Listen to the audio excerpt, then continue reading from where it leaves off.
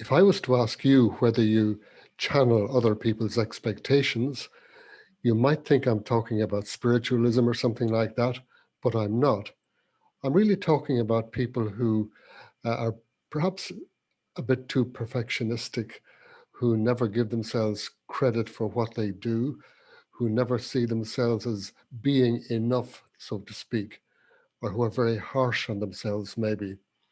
And sometimes what they're doing is they're uh, acting according or thinking according to the expectations of maybe somebody in their past.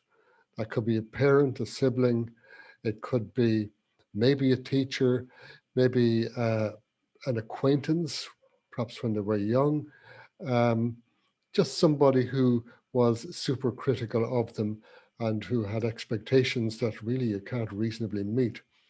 That's what I mean by channeling other people's expectations.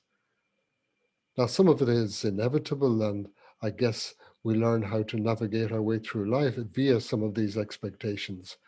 But some of it is unreasonable and simply contributes to our unhappiness. So the answer, I think, is to be able to be mindful enough to spot yourself doing that. And when you spot it, just to treat it as information, information from the past, but not necessarily an instruction that you have to follow. Essentially, you take the attitude that, yes, you've told me that this is not good enough and that it's never going to be good enough, but in fact, I'm just accepting that as information, but I will decide whether or not it is, in fact, good enough.